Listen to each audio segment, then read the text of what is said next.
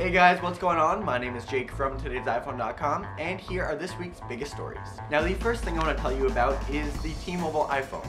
Now, don't get your hopes up too high because there are still no official stories or word or anything about if an iPhone will officially be coming to T-Mobile, but that doesn't mean that there aren't iPhones running on T-Mobile's network. In fact, the newest estimates put the number of customers running an unlocked iPhone on T-Mobile's Edge services at about 1 million. So that's a pretty big customer base, and it's for that reason that I'm happy to report that it looks like T-Mobile will start helping out these customers with phone support and online support. So that's really cool, and it's a great step forward, and I'm not sure how happy it's going to make Apple, but it's great to see T-Mobile taking steps to help all of their customers. Okay, next we move on to the ever-elusive Apple TV, and it's in the news again because it may not be so elusive for long. As Cam points out in his article, we're used to hearing stories about this Apple HDTV from, Mac Rumors, Apple Insider, 9to5Mac, because, they report on the Apple rumors out there, much as we do. But this week, it's not so much that the Apple TV is making headlines, it's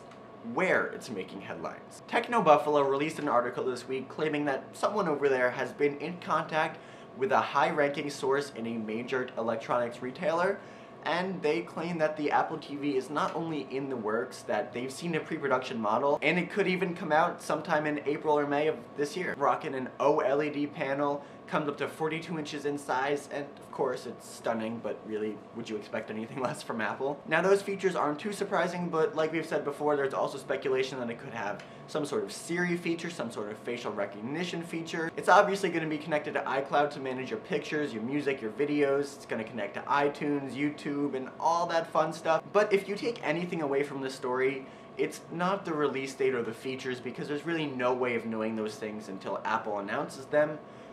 But I think it's pretty safe to say that an Apple HDTV is definitely in the works.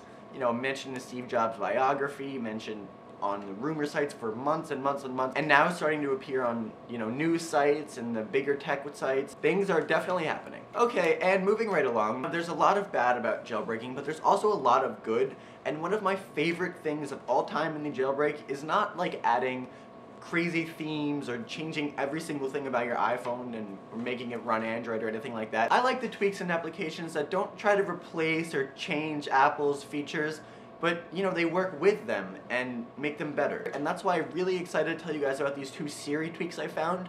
Siri tweaks are awesome because Siri is awesome, and adding more features to an awesome thing makes it super awesome. God, I said awesome a lot. Okay, the first one I want to tell you about is called SiriToggles, and this tweak allows you to launch applications, adjust your brightness, check your battery level, and a bunch of other things right from Siri. And the second Siri tweak I want to let you guys know about is called Lingual, and this is really cool because it translates anything into anything. You can say, Siri, what does "Hi, my name is Jake" mean in French?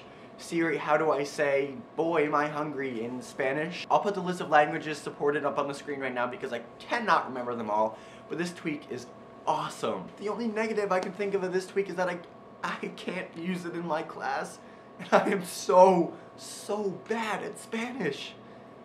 So bad. But definitely check out this tweak as well. It's awesome if you're going to a foreign country or if you're doing homework or any of these cool things. Link to that also in the description down below. And finally, Apple released its earnings report for last quarter, and the company made gobs and gobs of money. Shocking. More specifically, the company sold about 37 million iPhones, 15.4 million iPads, 15.4 million iPods, and 5.2 million Macs. And all that amounts to a whopping $46 billion in total. So I just thought I'd let you guys know that. I mean, there's really nothing to say. That's insane.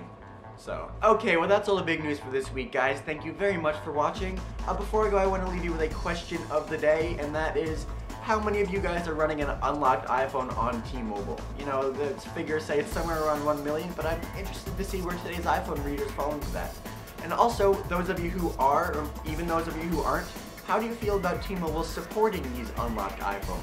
Is it good? Is it awesome for the customers? Or is it, as far as getting official iPhones on the carrier, is it a bad move? I'd love to hear your opinion, so let me know in the comment section down below. You can hit me up on Twitter at @TIP_Jake. I try to answer everybody that tweets me, so if you have something to say, the best place to do it is there. And please remember that the links to all of these stories I talked about in this video are in the description down below, as well as a link to follow me on Twitter and my personal YouTube channel. It'd be super cool if you check that out and subscribe if you like it. And I think that's it. For more news, views, and reviews, definitely check back on TodaysiPhone.com, and I will see you guys next week.